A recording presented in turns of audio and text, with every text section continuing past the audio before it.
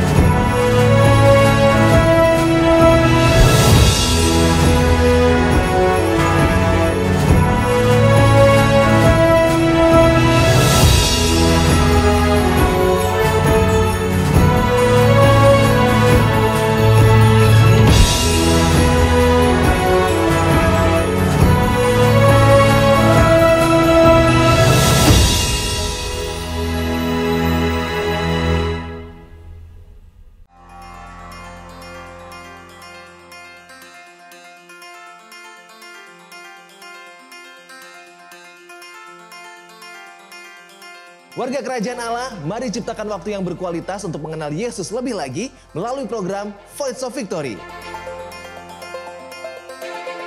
Tayang setiap hari Senin sampai dengan Jumat pukul 6 WITA hanya di Rock Ministry TV. Jesus bless you.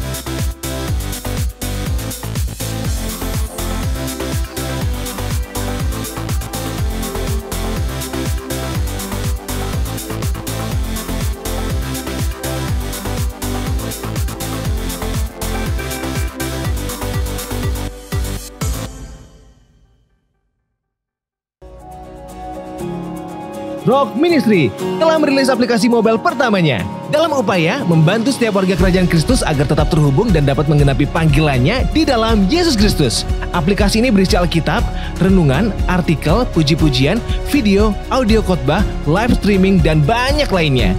Download sekarang juga, akses di mana saja dan kapan saja.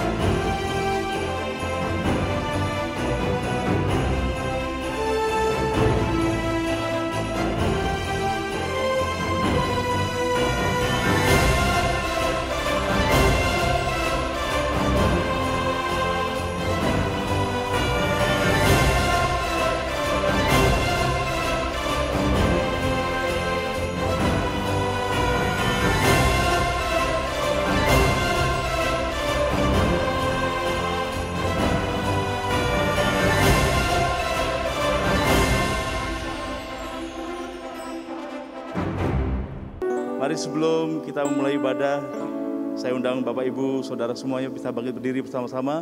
Kita akan membaca firman Tuhan dalam Yesaya 41 ayat yang ke-9 sampai dengan yang ke-10. Yesaya 41 ayat yang ke-9 bisa ditayangkan. Mari kita baca bersama-sama. Inilah suara Tuhan untuk kita semua di pagi hari ini. Yesaya 49 ayat ke-9. Yesaya 41 ayat yang ke-9. Engkau telah kuambil dari ujung-ujung bumi, dan yang telah kupanggil dari penjuru-penjurunya. Aku berkata kepadamu, engkau hamba-hambaku, aku telah memilih engkau dan tidak menolak engkau. Janganlah takut, sebab aku menyertai engkau. Janganlah bimbang, sebab aku ini Allahmu. Aku akan meneguhkan, bahkan akan menolong engkau. Aku akan memegang engkau dengan tangan kananku yang membawa kemenangan. Sorak-sorai bagi Raja segala Raja. Haleluya. Haleluya. Haleluya. Sebab Tuhan kita baik. Amin. Kita naikkan syukur kita kepada Tuhan. Bersyukur Tuhan untuk anugerah-Mu, kasih setiamu yang mulia Tuhan dalam hidup kami, yang tidak pernah berkesudahan sampai detik ini Tuhan. Kami bersyukur kepadamu Allahku yang hidup, sebab Engkau Tuhan yang membawa kami kepada kemenangan demi kemenangan. Terima kasih Bapa, terima kasih penyertaan-Mu untuk kami semua. Dan kami saat ini Tuhan mempersembahkan hidup kami sebagai dupa yang harum di hadapan-Mu Tuhan, menjadi penyembahan yang harum di hadapan-Mu Bapa. Terima kasih Tuhan, terima kasih. Mari naikkan syukur kita kepada Tuhan. Mari naikkan angkat suaramu, naikkan syukur bagi Dia. Terima kasih Tuhan, terima kasih Yesus, terima kasih Bapa. Kau mulia, Kau agung Tuhan, selama-lamanya kami menyembah-Mu Tuhan.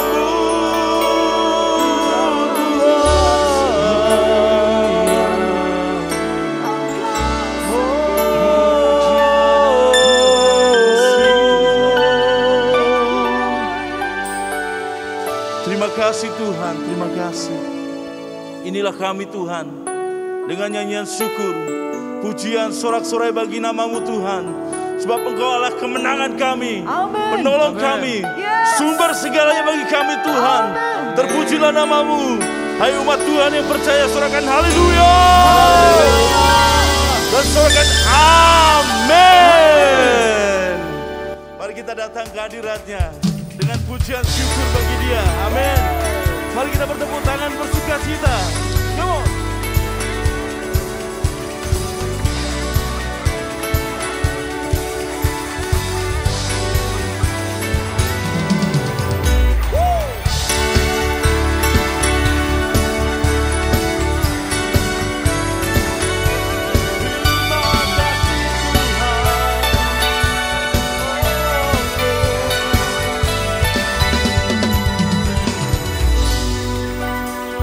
Kami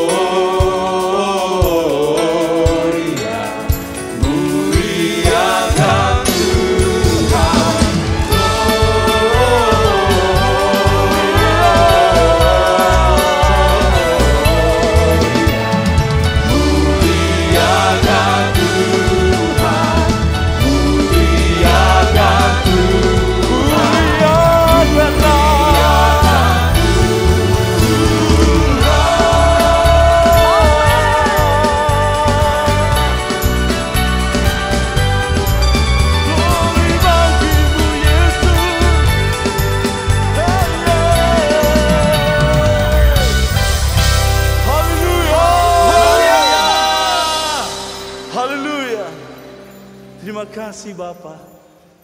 Segala pujian hormat hanya bagi-Mu Yesus. Kekal selama-lamanya.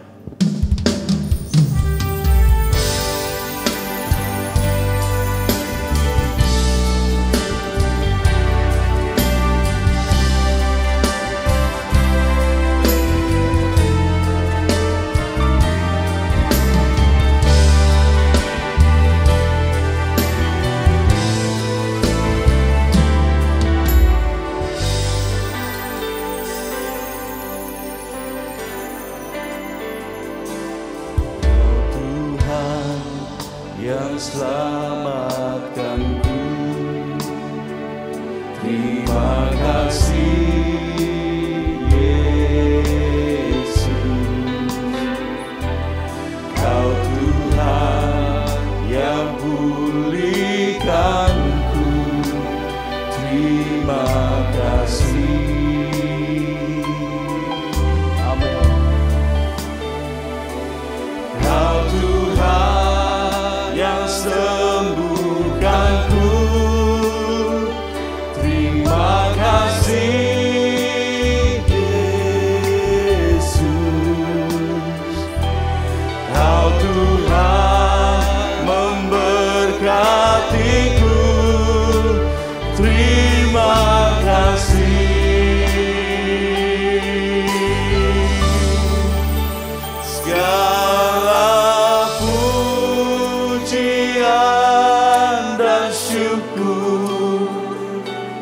Hanya bagi-Mu Yesus.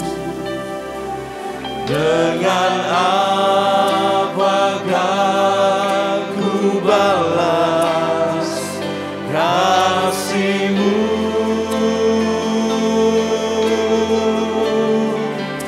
Segala hormat kemuliaan hanya layak bagi-Mu. Ku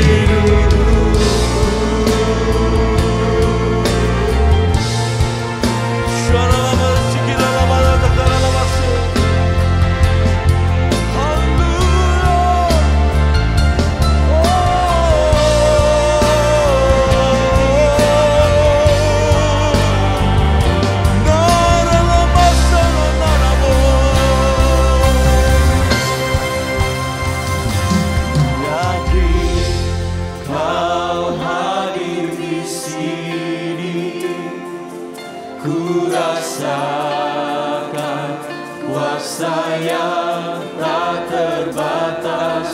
Ku yakin Kau nyata di sini, kemenangan terjadi di sini. Kami yakin Tuhan, ku yakin Kau hadir di sini, Kau besertaku.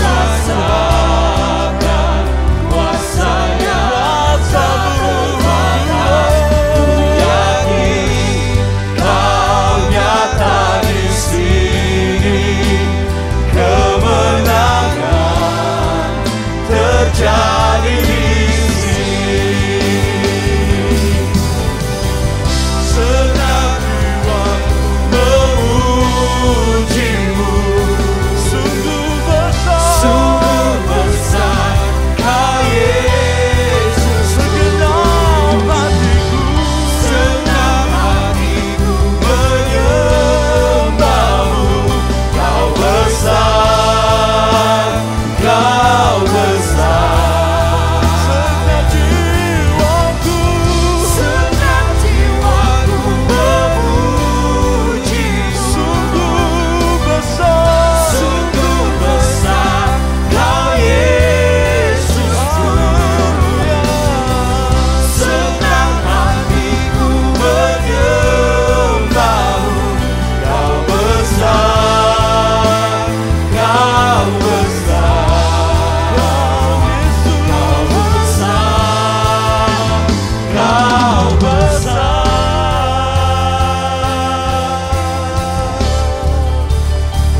Ku yakin Kau hadir di sini, ku rasakan kuasa yang tak terbatas. Ku yakin Kau nyata di sini, kemenangan terjadi di sini. Ku yakin Kau hadir di sini, ku rasakan kuasa yang tak terbatas. Ku yakin Kau nyata di sini, kemenangan terjadi di sini. Kemenangan terjadi di sini. Kemenangan terjadi di sini. Kami percaya.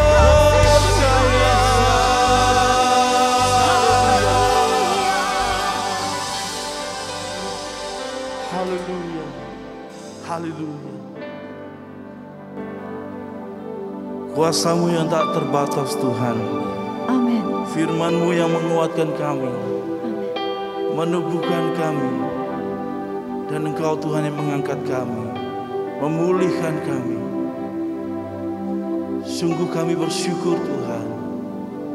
Terima kasih untuk membawa kami dalam rencana-Mu yang indah. Amin. Dalam kemenangan-Mu dari hari demi hari. Terpujilah Engkau Tuhan Allah kami yang hidup. Terima kasih. Terima kasih. Haleluya. Amin. Amin. Amin. Silakan duduk Bapak Ibu yang terkasih. Shalom warga kerajaan. Tidak ada satupun daripada kita yang tidak ingin dipakai dan memuliakan Tuhan. Saya berbicara minggu lalu tentang satu keluarga yang dipilih oleh Tuhan, yaitu Zakaria dan Elizabeth dan putranya John the Baptist, Yohanan. Jehovah has been gracious. Khususnya tentang Elizabeth, dia adalah keturunan Harun. Harun itu artinya pembawa terang. Bukan pohon Natal yang dilihat orang, tapi pohon yang berjalan, yaitu saudara dan saya. Membawa terang Kristus kemana-mana. Perkataan Elizabeth itu juga berarti Elisheva. Sheva itu artinya 7. Kita ingat Beerseba, di mana yaitu Abraham, bahkan Ishak membuat perjanjian dengan raja-raja di Gerar saat itu, yaitu Abimelekh. Kita melihat bagaimana mereka yaitu menyembelih 7 ekor binatang. Perjanjian itu teguh karena darah. Dan kita tahu bagaimana Tuhan sendiri pernah bersumpah kepada Abraham. Waktu dia tidak ragu-ragu untuk menyerahkan anaknya, menyerahkan putranya. Yang bukan satu-satunya, dia ada Ismail ya. Tetapi yang garis keturunan perjanjian adalah Ishak. Dia yakin sekalipun dia sembelih Ishak, Tuhan membangkitkan dia dari antara orang mati. Karena Allah kita adalah Allah yang membangkitkan orang mati. Allah kita adalah Allah yang menanami kembali yang telah tandus dan membangun kembali yang sudah musnah. Saya tidak tahu keadaan saudara hari ini. Mungkin keadaan saudara seperti itu. Tetapi ingatlah, Allah yang berjanji, dia bukan manusia sehingga dia berdusta. Dia bukan anak manusia sehingga dia ingkar janji. Bukan lidahnya tak bertulang sehingga dia akan menyangkal apa yang dia pernah janjikan. Tuhan menjanji, dengan perjanjian Tuhan itu selalu precise, selalu tepat. Minggu yang lalu sudah saya sampaikan pada saudara, kita memperingati Natal yang 2000 tahun yang lalu. Tahun Yobel terakhir itu 2017 dan 18 ya. Maka saudaraku, tahun Yobel berikutnya paling berapa tahun lagi? Tinggal mungkin 46 tahun lagi. Tetapi dengan apa yang terjadi di Timur Tengah, kita tahu kedatangan Tuhan sudah sangat dekat. Iran itu dulu Persia, saudara. Dan tentu saja Turki itu adalah kerajaan Ottoman yang pernah menindas Israel. Dan mereka semua menunjukkan sikap permusuhan, bahkan menantang perang kalau Iran ya kepada Israel. Tandanya, angkat kepalamu, kedatangan Tuhan sudah lebih dekat. Elizabeth, ingat saudara bahwa Tuhan yang berjanji, aku akan memberkati engkau, katanya kepada Abraham, membuat namamu masyhur. Engkau jadi bangsa yang besar, bukan cuma besar, big, but great nation. Itu yang Tuhan janjikan buat keturunan kita. Dan barang siapa mengutuk engkau, akan kukutuk, memberkati engkau akan kuberkati. Jangan takut dengan segala macam santet, teluh dan sebagainya. Itu bagian Tuhan untuk menghadapi. Dan melalui keturunanmu, bukan keturunan-keturunanmu, your seed, bukan seeds. His seed, the seed of Abraham adalah Jesus Christ. Maka berkat Abraham sampai kepada bangsa lain. Melalui apa? Jangan lupa, kalau dari palungan itu ke salib, saudaraku. Di sanalah saudara, dengan kematian yang mengerikan itu tergantung di antara langit dan bumi, maka kutuk dirubah menjadi berkat. Perjanjian Tuhan itu teguh dan Tuhan mengenal siapa milik kepunyaannya. Rejoice yang menjadi milik kepunyaan Tuhan. Kalau 1 kali jatuh, 7 kali akan bangkit kembali. Dan kalau sudah hancur, Tuhan sanggup membangun kembali. God is still rebuilding Jerusalem. God will rebuild your life, your family. Karena itu kita rayakan Natal ini dengan percaya He's the God of miracles and He's the God yang tidak bisa berdusta. God bless you. Amin. Shalom warga kerajaan. Di masa-masa yang sulit ini kita harus makin mendekat dan melekat kepada Tuhan. Sebab seberat dan seburuk apapun keadaan kita, percayalah satu hal bahwa Tuhan sanggup memulihkan. Ia memiliki rancangan terbaik bagi setiap umatnya yang mau datang kepadanya. Di dalam Mazmur 126, 5-6 dikatakan, orang-orang yang menabur dengan mencucurkan air mata akan menuai dengan bersorak-sorai. Orang yang berjalan maju dengan menangis sambil menabur benih, pasti pulang dengan sorak-sorai sambil membawa berkas-berkasnya. Apa yang perlu kita kerjakan di masa-masa kesukaran ini? Yang pertama adalah tetap berdoa. Miliki hidup yang melekat kepada Tuhan dan tetap andalkan Tuhan. Yang kedua, tetap bekerja dan berusaha keras. Kerjakan yang terbaik yang Tuhan percayakan kepada kita. Usahakan apa yang ada padamu dan maksimalkan potensi yang saudara miliki. Yang ketiga adalah tetap menabur. Alkitab mencatat salah satu cara untuk mengelola berkat Tuhan adalah menabur benih. Sama seperti seorang petani yang harus menyisihkan sebagian hasil panen yang diperolehnya untuk kemudian ditabur kembali sebagai benih. Kita pun perlu menyisihkan sebagian berkat yang kita peroleh untuk kemudian ditabur kembali sebagai persembahan kepada Tuhan. Terkadang kita khawatir saat ingin menabur karena dunia mengajarkan cara untuk melipat gandakan harta atau apa yang kita miliki adalah dengan menyimpannya.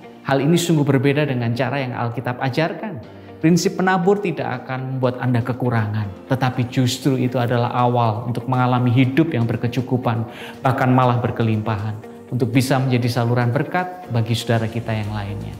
Hari ini, ketika saudara bergabung dalam ibadah online service, ini merupakan rangkaian ibadah yang lengkap. Kami juga memberi kesempatan untuk setiap warga kerajaan Allah yang mengerti akan kebenaran firman Tuhan ini akan diberkati dengan pelayanan kami serta rindu untuk mendukung pekerjaan Tuhan lebih lagi. Kami telah menyediakan beberapa cara yang Anda bisa lakukan untuk memberikan persembahan.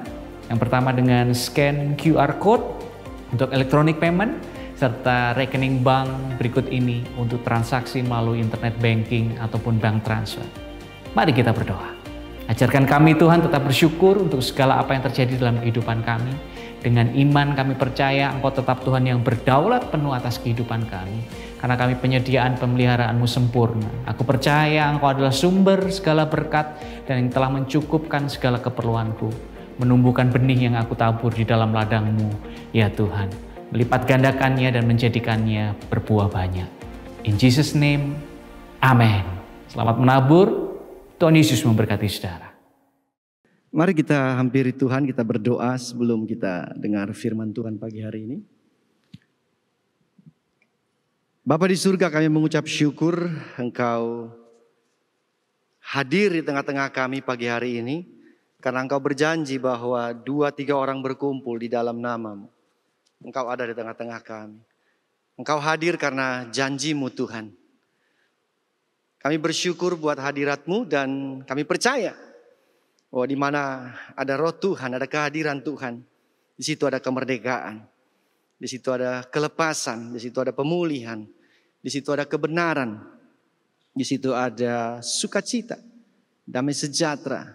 Dan yang kami paling butuhkan dalam hadirat-Mu adalah diri-Mu Tuhan, pribadi-Mu Tuhan. That is enough, itu cukup buat kami.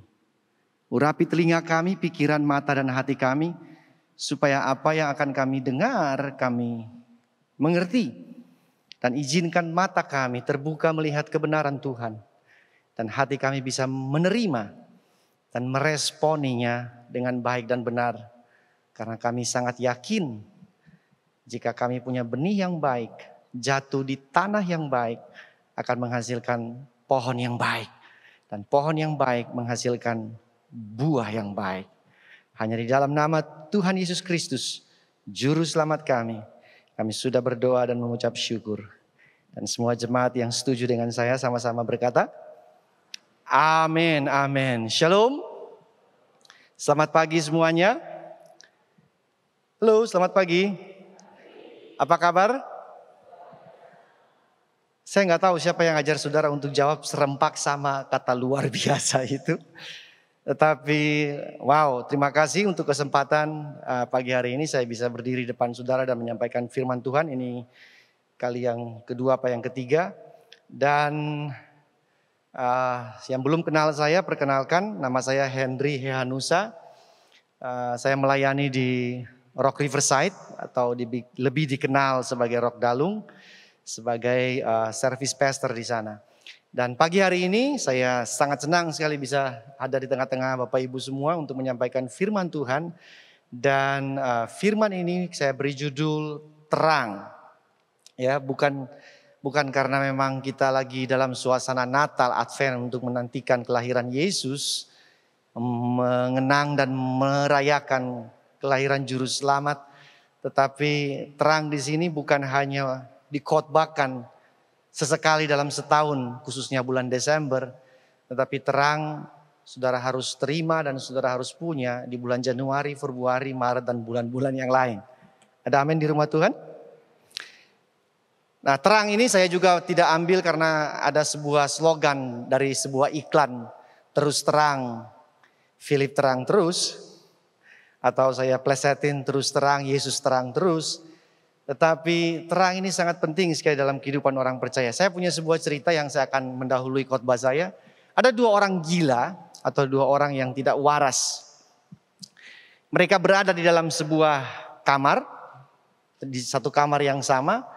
Dan kemudian Salah satu daripada orang gila ini naik ke atas lemari baju. Dan dia duduk di sana dan dia berkata kepada temannya yang gila yang lain, dia bilang dia mau jadi lampu. Terus temannya teriak, turun kau. Nanti kau jatuh, kepalamu pecah, kamu mati. Enggak, saya mau ada di sini, saya mau jadi lampu. Saya akan menerangi kamar ini. Temannya teriak-teriak, turun. Kamu jatuh nanti, kepalamu pecah, kamu mati. Enggak mau. Temannya ini keluar, panggil dokter. Pak dok, teman saya itu loh, naik di atas lemari, terus dia bilang dia mau jadi lampu. Hah? Ngapain dia di situ? Aduh nggak tahu Pak dok, maunya di atas lemari dia mau jadi lampu, katanya dia mau menerangi kamar tersebut. Padahal kan dia bukan lampu Pak dok, dia kan manusia. Duh Pak dok langsung, loh kamu kok tahu dia bukan lampu, dia manusia, berarti kamu udah waras. Yuk kita masuk kamar sekarang. Mana temanmu? Dia antar ke kamarnya itu, kemudian temannya bener lagi di atas lemari mau jadi lampu. Dan Pak dok bilang, ayo turun, nanti kamu jatuh. Dan temannya yang di bawah bilang, Pak dok jangan suruh dia turun. Loh kamu tadi suruh dia turun, kata nanti jatuh. Jangan Pak dok, kalau dia turun nanti gelap. Karena lampunya sudah tidak ada. Dari cerita ini saudara tahu bahwa orang yang tidak waras sekalipun ngerti bahwa kalau tidak ada terang, keadaan akan menjadi gelap. Terang selalu berhubungan dengan panca indera penglihatan saudara. Setuju? Terang selalu berhubungan dengan panca indera saudara. Makanya Yesus di dalam Injil Lukas 11 ayat 34 dia bilang begini, matamu adalah pelita tubuhmu. Jika matamu baik, nah kata baik di sana, saudara bisa lihat di terjemahan yang lain dia lebih jelas berkata sehat, katakan sehat. Jadi kalau matamu sehat, baik, normal, maka teranglah seluruh tubuhmu. Tetapi jika matamu jahat, nah kata jahat di sana terjemahan lain bilang tidak sehat atau unhealthy eyes, maka gelaplah seluruh tubuhmu. Ayat ini mau kasih tahu buat kita bahwa terang itu bisa datang dalam hidup kita lewat salah satu indera namanya mata saudara. Secara fisik maupun secara rohani. Secara jasmani itu berlaku prinsip ini. Bahwa terang kita bisa nikmati masuk dalam diri kita, melihat sesuatu kita paham. Dan secara rohani pun terang Tuhan masuk dalam diri kita lewat mata rohani kita. Makanya dikatakan di sini kalau mata kita normal sehat, dia akan berfungsi dengan baik kalau ada terang di sekeliling mata tersebut sehingga mata itu bisa bekerja dengan baik dan melihat dengan baik. Sampai sejauh ini saudara bisa ikuti saya? Setuju? Amin. Jadi mata saudara akan berfungsi dengan baik, sehat, bisa lihat kalau ada terang di sekitar itu. Oke, makanya di dalam Injil Yohanes 12 ayat 46 Yesus berkata seperti ini. Kita baca sama-sama, 1, 2, 3. Aku telah datang ke dalam dunia sebagai apa? Terang, supaya setiap orang yang percaya kepadaku. Lembah pujian, come on. Ulang lagi, supaya apa? Setiap orang tidak lagi tinggal dalam kegelapan. Supaya setiap orang yang percaya kepada Yesus sebagai terang itu tidak lagi, dalam terjemahan sederhana Indonesia, dia bukan bilang jangan tinggal. Kalau jangan tinggal itu kan larangan, jangan. Tapi terjemahan sederhana Indonesia bilang gini, tidak lagi tinggal di dalam kegelapan. Tidak lagi tinggal, kata tidak lagi tinggal artinya saudara pernah tinggal di situ. Setuju?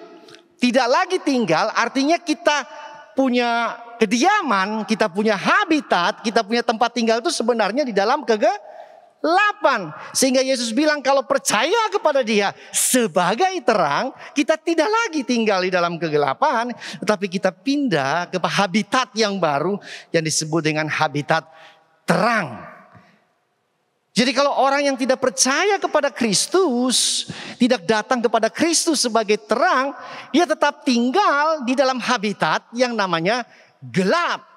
Dan manusia, di dalam sepanjang sejarah manusia ada di muka bumi ini, sudah tinggal terlalu lama di dalam gelap. Dalam arti rohani. Bukan tidak ada pelita, bukan tidak ada lilin, bukan tidak ada obor, tidak ada api, tidak ada matahari, bukan. Tetapi secara rohani manusia tinggal di dalam gelap. Sampai kedatangan Kristus lahir di Bethlehem, terang datang ke dalam dunia. Tetapi sebelum itu manusia tinggal terlalu lama di dalam gelap. Nah, apa terjadi kalau manusia tinggal terlalu lama di dalam gelap? Saya punya sebuah gambar yang saya akan pakai sebagai kiasan atau metafora apa yang terjadi kalau saudara dan saya tinggal di dalam gelap terlalu lama. Ini adalah ikan yang mengalami evolusi yang ditemukan di goa bawah tanah di Cina Selatan. Goa bawah tanah yang begitu dalam, tanpa cahaya, tanpa sinar, tanpa terang, maka ikan ini dia mengalami evolusi.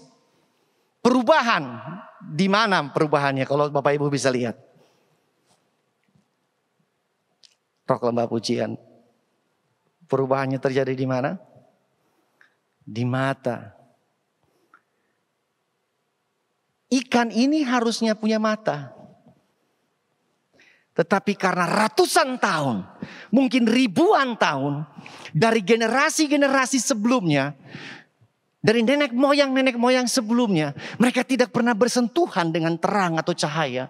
Sehingga lambat laun ikan ini benar-benar buta, benar-benar tidak punya mata karena tidak ada cahaya. Karena tidak ada terang.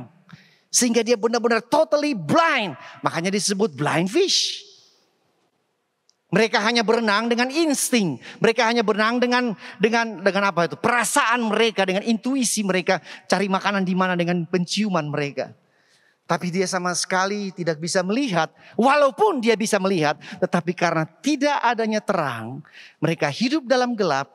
Mereka mengalami evolusi dan mereka menjadi blind. Mereka menjadi buta. Tahukah Bapak Ibu bahwa dosa di hari-hari sekarang ini jauh lebih kreatif, kalau boleh saya pakai kata itu, jauh lebih jahat, jauh lebih muktahir daripada dosa-dosa beberapa abad yang lalu. Benar gak sih? Halo, yang masih remaja. Zaman dulu, 20 tahun yang lalu atau 30 tahun yang lalu, saudara mau lihat video porno, susah banget. Pura-pura gak tahu. Benar gak sih? Susah banget. Tapi sekarang saudara punya HP dengan satu sentuhan. Apa yang saudara ingin tonton keluar semua. Benar? Zaman dulu orang buat dosa atau buat salah itu cepat sekali. Nyesel. Sekarang orang kalau buat salah, buat dosa, biasa aja. Tidak ada rasa bersalah dan tidak ada penyesalan. Efesus 4 ayat 18-19 bilang pikiran mereka sudah gelap dan perasaan mereka tumpul. Panca indera mereka sudah mengalami evolusi sehingga mereka sangat terbiasa di dalam gelap. Kalau saudara terbiasa melakukan kebohongan atau menipu, percayalah, kebohongan yang ke-1000 kali, saudara tidak akan pernah rasa bersalah. Aduh, gak ada amen nih. Halo, kalau saudara biasa mencuri, pencurian yang ke-100 kali, saudara tidak akan mungkin rasa bersalah. Karena saudara sudah terbiasa, saudara menjadi buta. Saudara karena kekurangan terang atau tidak punya terang di area itu, saudara terbiasa dengan gelap dan saudara merasa fine-fine aja. Sehingga kita mengalami evolusi di dalam dosa kita, di dalam kegelapan tanpa terang Tuhan, kita menjadi buta di sana. Saudara tahu lagu Amazing Grace yang ditulis oleh John Newton? Dan di dalam lirik itu dia bilang gini, once I was blind, now I see. Dulu saya pernah buta, sekarang saya melihat. Apakah John Newton buta secara jasmani? Enggak. John Newton tahu dia buta secara rohani. Dan muncullah lirik itu, dulu aku buta, sekarang aku melihat. Nah, tahukah saudara, kalimat itu pernah diucapkan persis sama oleh seorang pengemis buta di dalam Injil Yohanes pasal 9. Ayatnya yang ke-25. Kalau saudara masih ingat cerita pengemis yang buta sejak lahir, duduk di pinggir jalan, kemudian Yesus melaluinya, Yesus menyembuhkan dia. Dan cara penyembuhan kepada orang buta tersebut tidak lumrah atau tidak biasa. Yesus pakai ludahnya, aduk-aduk di lantai, di tanah. Kemudian tanah itu diuntel-untel, kemudian ditaruh di matanya. Don't try this at home. Kalau saudara pakai praktek cara penyembuhan seperti ini, saudara bisa masuk penjara itu. Dan yang terjadi adalah orang buta sejak lahir itu melihat. Namun Yesus melakukan hal tersebut pada hari Sabat. Dia buta sejak lahir, dia melihat. Dan Yesus lakukan penyembuhan itu pada hari Sabat. Dan kemudian orang Farisi, tokoh agama, PDM, PDP dan PDT memanggil orang buta tersebut. Gembala-gembala memanggil dia. Hei, kamu benar dulu buta sejak lahir, sekarang kamu melihat. Apakah kamu orangnya itu? Betul. Apakah yang namanya Yesus itu yang menyembuhkan kamu? Iya betul, tapi saya nggak tahu persisnya seperti apa. Cuma dia aduk-aduk ludahnya di tanah, terus kemudian dia tempel di mata saya bisa melihat. Terus orang tokoh agama ini, para gembala PDP, PDM dan PDT ini bilang begini. Itu kan orang berdosa. Karena dia melakukan penyembuhan pada hari Sabat. Hukum Musa bilang hari Sabat gak boleh ngapa-ngapain. Harus istirahat, gak boleh do something. Bagaimana orang berdosa itu bisa menyembuhkan orang yang buta sejak lahir? Mereka gak puas, singkat cerita mereka panggil orang tua daripada orang buta itu.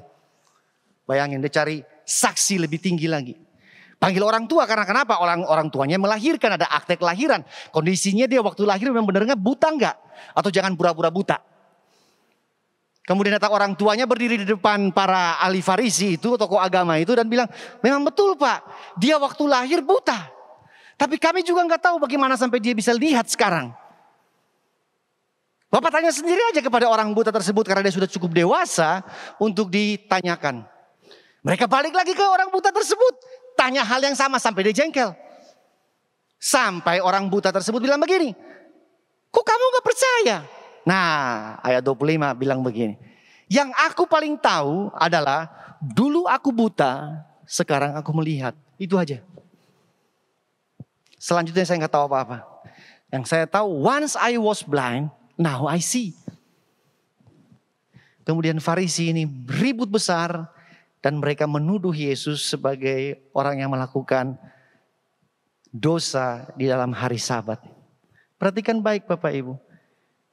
Pengemis buta itu, dia buta sejak lahir, tapi kemudian dia melihat. Orang Farisi melihat sejak lahir, tapi mereka buta. Saya ulangi. Pengemis buta itu lahir buta, tapi kemudian dia melihat. Sedangkan para Farisi dan tokoh agama, siapa itu mereka? Mungkin kita, orang yang beragama. Mereka lahir melihat, tapi mereka buta. Karena Yesus ada di depan mereka. Di dalam cerita itu, ayat yang kelima Yesus bilang begini, akulah terang dunia. Selama terang itu masih ada di dalam dunia, it's fine, dunia akan tetap terang. Tapi mereka gak bisa lihat. Karena mereka dibutakan oleh hukum Taurat, oleh keagamaan mereka. Hari Sabat nggak boleh bikin apa-apa. Padahal ini orang sudah dilepaskan, disembuhkan, sudah dicelikan matanya dari buta sejak lahir, Bapak Ibu. Bukan buta setahun 2 tahun. Ini buta dari sejak lahir bisa melihat. Dan sebenarnya cerita itu bukan mengenai mujizat secara jasmani, bukan. Tapi mujizat itu Yesus sengaja lakukan mengenai buta sejak lahir dan kemudian bisa melihat. Yesus sedang addressing, sedang menunjuk kepada tokoh agama dan Farisi itu bahwa semua kita lahir buta. Karena kita gak punya terang di dalam hidup kita. Setuju? Semua kita lahir dari suku apapun, dari orang tua seperti apapun, kita buta. Kita buta di dalam keberdosaan kita. Kita buta dari dosa asal kita. Dan kita perlu terang. Kita perlu juru selamat. Kita perlu Kristus. Sehingga saudara dan saya bisa berkata, dulu aku buta. Sekarang puji Tuhan, aku bisa melihat. Nah, mengapa Yesus harus datang sebagai terang? Yang tadi Yohanes katakan itu, aku datang sebagai terang. Kenapa dia harus datang sebagai terang? Kenapa Yesus nggak datang sebagai nuklir misalnya? Yesus datang sebagai kuasa atau apalah. Tapi kenapa dia pakai kata terang? Dia pakai kiasan terang. Karena yang paling pertama adalah terang itu sangat dibutuhkan oleh manusia. Terang adalah kebutuhan manusia. Baik secara jasmani maupun secara rohani. Terang sangat dibutuhkan oleh manusia, baik secara jasmani maupun secara rohani. Seorang profesor, Carl Saitek, profesor mata, dia pernah bikin penelitian. Bagaimana kalau seorang manusia ditaruh dalam ruangan yang gelap total tanpa secercah cahaya. Saudara tahu apa akibatnya? Dia membuat kesimpulan bahwa kalau manusia ditaruh dalam ruangan tanpa cahaya sama sekali, gelap total. Yang paling pertama terjadi, di otak manusia tersebut tidak bisa membedakan mana siang dan mana malam. Karena tidak ada cahaya yang datang ke matanya dan mengirim sinyal ke otaknya, sehingga otak tidak bisa membedakan mana siang dan mana malam. Oleh karena itu, maka otak tidak bisa melepaskan hormon melatonin. Hormon yang membuat saudara dan saya rileks dan bisa tidur. Sehingga orang yang berada di dalam gelap secara jasmani, terus menerus sekian lama, dia bukan malah bisa beristirahat atau dia rest, tapi dia malah jadi aktif. Tidak bisa istirahat. Malah dia gelisah. Nah, di sini saya mulai paham kenapa ada orang cari uang siang dan malam tanpa istirahat. Pontang-panting, banting tulang dan banting yang lain-lain, saya nggak tahu banting apa lagi. Kenapa ada orang seperti itu? Karena mungkin secara rohani otaknya tidak bisa membedakan kapan dia harus berhenti istirahat dan kapan dia harus bekerja. Hal yang kedua, apa yang terjadi kalau manusia terlalu lama secara jasmani dalam ruangan yang sangat gelap? Mereka akan berada di dalam sebuah lautan ketakutan dan terisolasi. Jadi walaupun dia ditaruh dalam ruangan yang luas sekalipun, tetapi gelap total, maka orang tersebut, manusia tersebut merasa terisolasi walaupun dia berada di ruangan yang luas. Artinya, saudara boleh ada di tempat yang paling nyaman sekalipun, paling luas sekalipun. Tetapi kalau saudara tidak punya terang di dalam kehidupan saudara, saudara terisolasi. Saudara dipenjara. Saudara terkungkung. Saudara gak merdeka. Dan yang terakhir mengerikan. Orang kalau terlalu lama di dalam gelap secara jasmani, mereka bisa melihat hal yang tidak ada menjadi ada. Artinya dia berhalusinasi. Yang kata anak-anak zaman sekarang halu. Kalau di dalam gelap terlalu lama. Sehingga terang yang paling penting adalah kebutuhan saudara dan saya. Baik secara jasmani dan yang lebih penting lagi secara rohani, kita sangat perlu terang Kristus di dalam kehidupan kita. Karena jika tidak ada terang, maka saudara dan saya tidak tahu bahwa kita sedang tinggal di dalam gelap. Saya ulangi, jikalau tidak ada terang, maka saudara dan saya tidak tahu kalau kita sedang tinggal di dalam gelap. Orang yang berdosa tidak akan pernah tahu kalau dia berdosa kalau tidak datang terang dalam kehidupannya. Setuju? Orang berdosa tidak akan pernah tahu dia berdosa. Orang yang di dalam gelap tidak akan pernah tahu dia tidak ada di dalam gelap. Sampai kalau ada terang datang baru dia sadar. Oh, saya ada di dalam gelap. Oh, ternyata perbuatan saya salah. Oh, ternyata saya punya dosa seperti ini. Ketika terang datang. Yang kedua, terang itu menolong kita melihat diri kita dengan jelas. Terang itu membantu kita untuk melihat diri kita dengan jelas. Satu saat, ini udah lama, saya mau pergi ke sebuah pelayanan. Saya masih ingat persis baju yang saya pakai hari itu adalah polo shirt warna putih. Saya siap-siap di kamar saya. Dan saya baru beli sebuah parfum yang murah tapi katanya asli. Nah, saudara hati-hati itu kalau murah tapi katanya asli itu hati-hati. Ya. Penjualnya itu begitu canggih dan dia bilang, "Pak, pokoknya ini asli, tapi harganya murah." Dia kasih alasan segala macam. Dan saya beli, saya bawa pulang. Dan waktu saya mau berangkat, saya pakai parfum itu di baju putih saya. Dan hari itu saya agak semangat, saya pakai begitu banyak Bapak Ibu. Udah kan, saya pergi. Sampai di tempat ibadah, sebelum saya masuk ruang ibadah, saya pergi ke restroom atau ke toilet. Setelah saya buang air kecil, saya datang ke wastafel, saya cuci tangan. Begitu selesai cuci tangan, saya lihat ke cermin yang di atasnya ada lampu neon yang begitu terang sekali. Saya kaget saudara. Yang katanya murah tapi asli tadi mendatangkan malapetaka dalam hidup saya. Baju saya ada Pulau Bali, ada Pulau Kalimantan, ada Pulau Jawa. Ada Pulau Sulawesi di sini. Saya heran, tadi kok di kamar gak kelihatan. Dan baru saya sadar bahwa di kamar saya lampunya, terangnya tidak seterang lampu yang ada di wastafel tempat ibadah tersebut. Dan waktu saya kaget, begitu banyak pulau, baju saya itu kalau dia rata kuningnya kan bagus. Tapi ini masalahnya, kasihan. Kuningnya gak rata, kalau rata semua kan bagus jadi warna kuning bukan?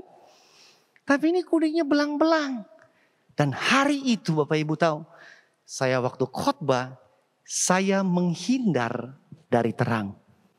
Saya berada di area yang ada bayang-bayangnya. Kenapa? Karena saya takut terekspos kuning yang ada di baju saya ketika saya ada di bawah terang. Jadi begitu lampu sorotnya ke sini, saya pindah ke sini. Lampu sorotnya ke sini, saya pindah ke sini. Jadi orang yang pegang lampu sorotnya kejar-kejaran sama saya. Ini bapak ini kenapa nih? Dia menghindar-hindar terus dari lampu sorot. Ya iyalah. Kalau saudara ketemu ada orang atau diri saudara sendiri. Ketika kebenaran datang, terang datang dalam hidup saudara. Dan kemudian saudara lari main petak umpet. Saya khawatir. There is something you hide. Ada sesuatu yang saudara sedang sembunyikan. Yohanes 3 ayat 12.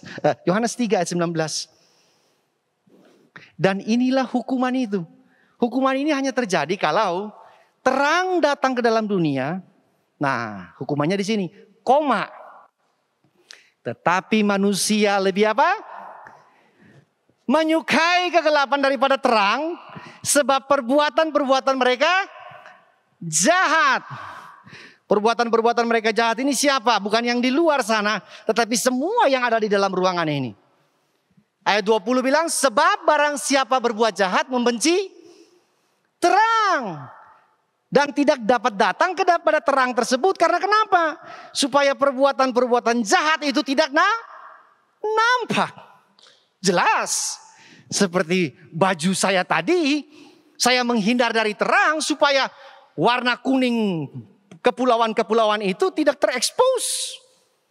Dan saya harus menghindar dari terang supaya tersamar. Karena saya takut datang kepada terang akan tersingkap semuanya. Terang membantu saudara dan saya untuk melihat diri kita lebih jelas. Ada amin di rumah Tuhan? Bukan buat istri saudara. Bukan buat suami saudara. Bukan buat anak-anak saudara. Bukan buat jemaat, bukan buat gembala, bukan buat pendeta. Buat diri masing-masing. Supaya kita bisa melihat diri kita dengan jelas.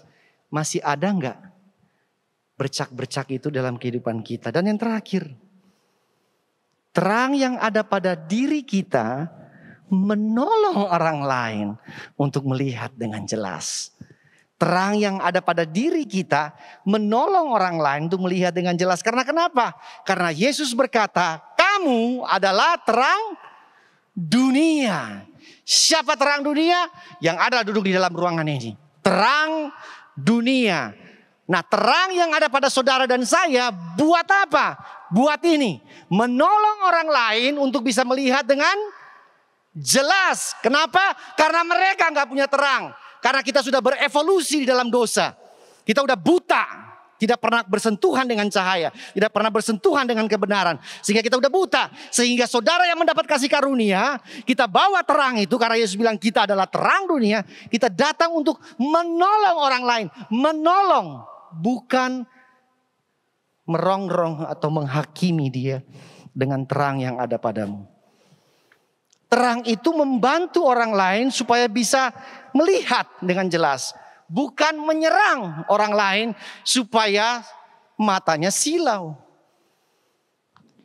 Terang ini saudara bisa nikmati, saudara bisa lihat saya dengan jelas. Karena terang ini tidak, tidak disenter ke mata saudara. Benar? Coba kalau terang ini semua disorot ke mata saudara, saudara gak bisa lihat saya dengan jelas. Karena dia akan menyakiti mata saudara. Sehingga jelas sekali kenapa Mazmur 119 bilang, firman-Mu pelita bagi kaki.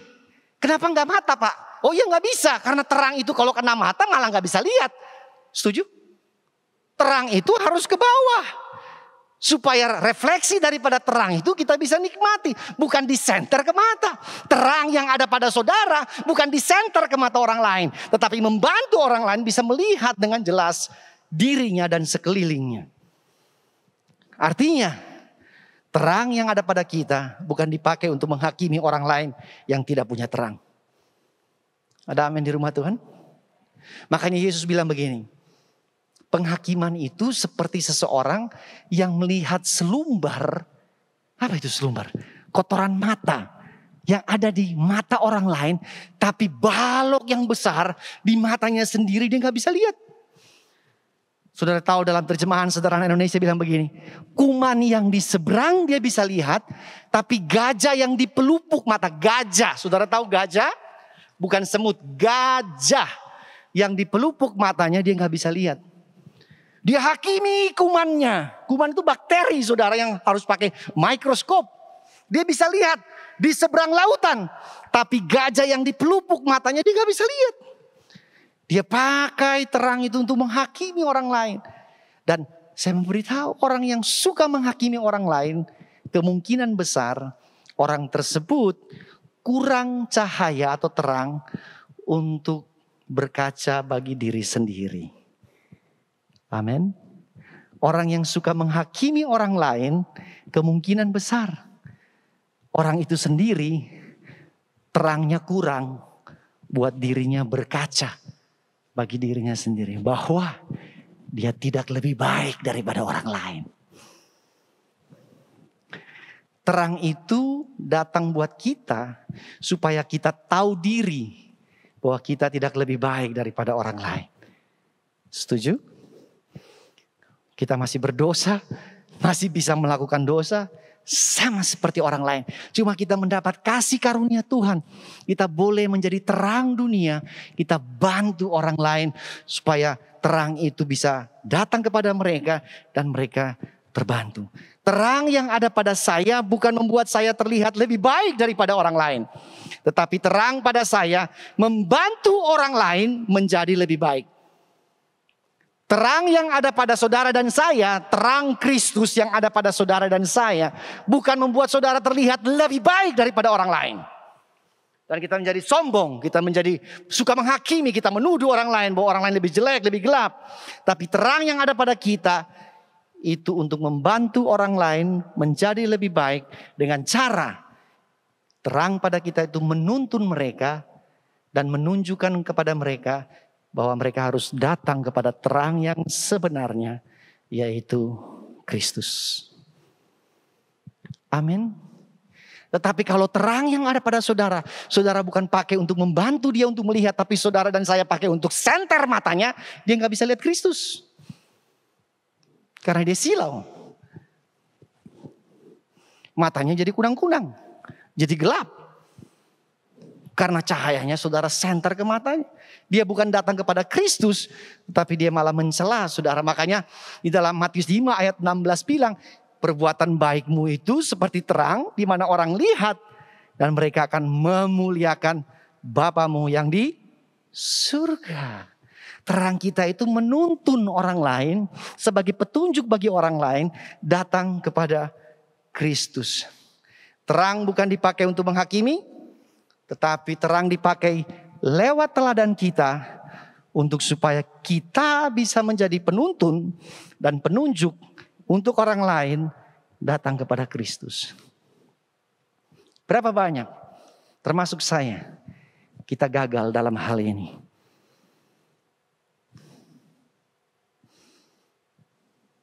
Katanya orang Kristen. Saudara pernah dengar ungkapan seperti itu? Katanya gereja di Lembah Pujian. Katanya orang GBI. Katanya orang rock. Kok kelakuannya kayak gitu sih? Ungkapan seperti itu menandakan kemungkinan besar terang yang ada pada saudara gagal mencapai tujuannya. Bukan membantu orang lain untuk bisa melihat Yesus dengan jelas, tetapi membuat mereka gelap matanya, terhalang matanya untuk datang kepada Kristus. Hei, saya mau kasih tahu buat Bapak Ibu, Yesus nggak kelihatan. Yesus tidak kelihatan. Siapa yang pernah lihat Yesus dalam ruangan ini? Ada? Nggak ada. Tapi orang lain bisa melihat Yesus di dalam diri saudara. Saya ulangi, Yesus tidak kelihatan. Tapi orang lain bisa lihat Yesus di dalam diri saudara. Sehingga apakah terang yang kita punya ini membantu mereka, menolong mereka untuk bisa melihat Kristus. Bukan untuk menghakimi mereka, bukan buat mereka tambah gak mau datang kepada Kristus, tapi mereka bisa terbantu untuk melihat Kristus. Yang pertama, terang adalah kebutuhan saudara dan saya secara rohani. Terang menolong saudara untuk bisa melihat diri saudara sendiri. Supaya saudara bisa berkaca. Saya bisa berkaca. Ada noda enggak? Ada bercak enggak di situ? Sebelum kita tunjuk orang lain. Sebelum kita menghakimi orang lain. Kita datang di bawah terang itu kita berkaca. Apakah saya lebih baik daripada orang lain? Sehingga saya punya hak. Saya punya otoritas untuk menunjukkan jari saya bahwa orang lain lebih jelek. Orang lain lebih gelap hidupnya daripada saya. Dan yang ketiga, Tuhan titip terangnya kepada saya. Untuk saya bisa bantu orang lain melihat terang yang sejati pada Kristus. Teruslah jadi terang. Dan teranglah terus. Terima kasih sudah mendengarkan saya pagi hari ini. Tuhan memberkati saudara. Yesus titip sebuah amanat. Kamu adalah terang dunia. Karena Yesusnya sudah ada di dalam kita. Orang lain gak bisa lihat Yesus lagi, tapi orang lain bisa melihat Yesus di dalam kita. Dan roti yang saudara pegang ini adalah sebagai meterai, adalah sebagai sebuah pengenangan bahwa benar Kristus telah mati buat saudara, menebus saudara, sehingga terang itu bisa datang dan tinggal di dalam kehidupan saudara. Apakah saudara percaya roti yang kita pegang ini adalah persekutuan dengan tubuh Kristus? Makanlah di dalam nama Tuhan Yesus.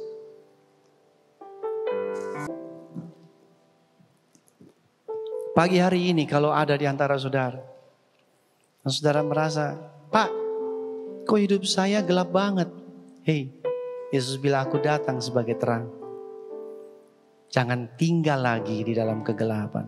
Dan saudara harus tahu, supaya terang itu bisa datang dalam kehidupan saudara, dia harus bayar harga yang sangat mahal. Sangat mahal. Dia harus datang dari surga ke dunia ini untuk bawa terang kepada saudara. Dan anggur ini adalah bukti bahwa dia pernah menyerahkan nyawanya di atas kayu salib, supaya terang Kristus bisa bersinar di dalam kehidupan saudara. Apakah saudara percaya? Anggur ini adalah persekutuan dengan darah Kristus. Minumlah di dalam nama Tuhan Yesus.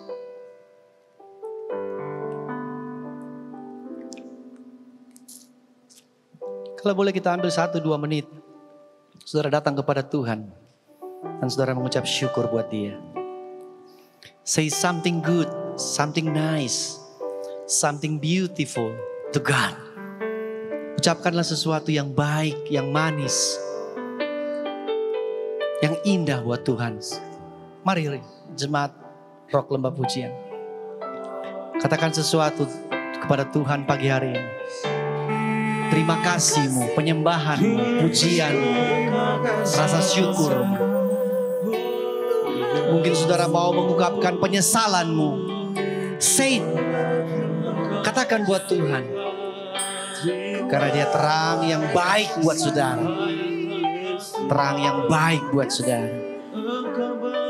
Mari ambil waktu beberapa saat bersyukur buat Tuhan. Thank you Jesus. Haleluya. We thank you God. Terima kasih Tuhan. Come on church. Ayo gereja Tuhan. Katakan sesuatu yang baik untuk Tuhan pagi hari. Bersyukurlah buat dia. Berterima kasih buat dia.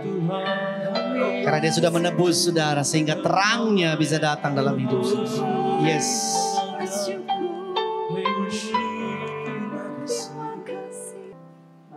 Bukan hati, kita akan berdoa bagi bangsa dan negara kita. Kami berdoa ya Tuhan, untuk program setiap apa yang dilakukan oleh pemerintah kami ya Tuhan. Kami boleh mendengar akhir-akhir ini COVID makin berkurang ya Tuhan. Angka kematian makin berkurang. Itu yang kami rindukan ya Tuhan. Kami berdoa untuk pemerintah pusat melalui Dinas Kesehatan Republik Indonesia dalam pelaksanaan vaksin terhadap anak di usia 6-11 tahun ya Tuhan. Kami percaya ya Tuhan, kiranya ada kepedulian dari setiap para orang tua ya Tuhan, khususnya keluarga kerajaan Allah. Mereka akan membawa anak mereka Tuhan untuk divaksin, sehingga kami melihat terjadi pemulihan bagi bangsa kami ya Tuhan. Anak-anak kami bisa masuk ke sekolah kembali. Anak-anak kami tidak terkekang lagi Tuhan. Mereka bisa muncul di mana saja menjadi terang itu Tuhan. Kami juga berdoa untuk kesembuhan, pemulihan, kesehatan bagi setiap warga kerajaan Allah.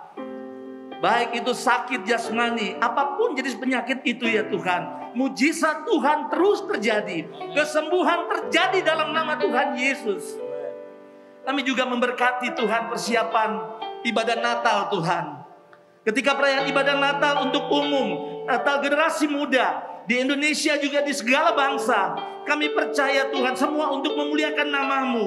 Dan kami boleh melihat banyak jiwa-jiwa datang, banyak jiwa-jiwa mengenal Engkau dengan kedatangan-Mu Tuhan. Kami berdoa untuk cuaca yang baik, kami berdoa untuk suasana yang kondusif ya Tuhan. Terima kasih Tuhan. Kami tidak akan pernah berhenti berdoa bagi bangsa kami.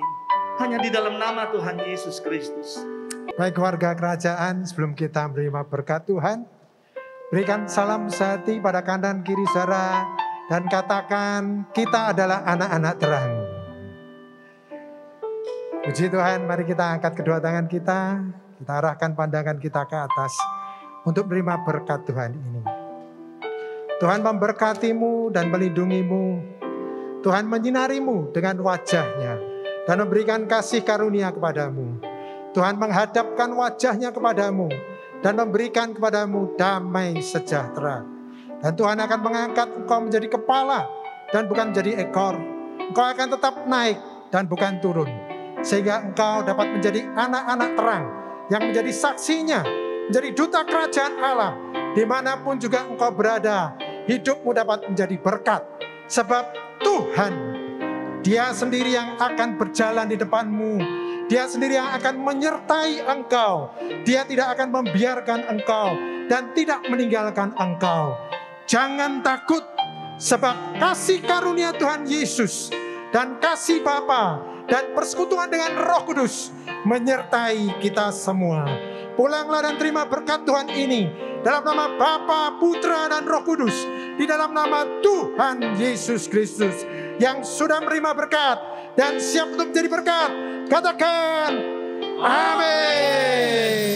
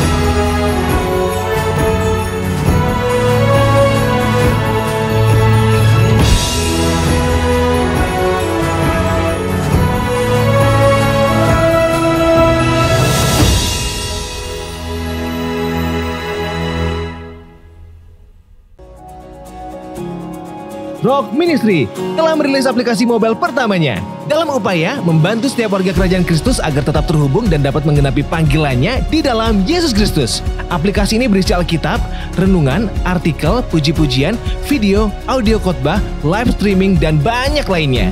Download sekarang juga, akses di mana saja dan kapan saja.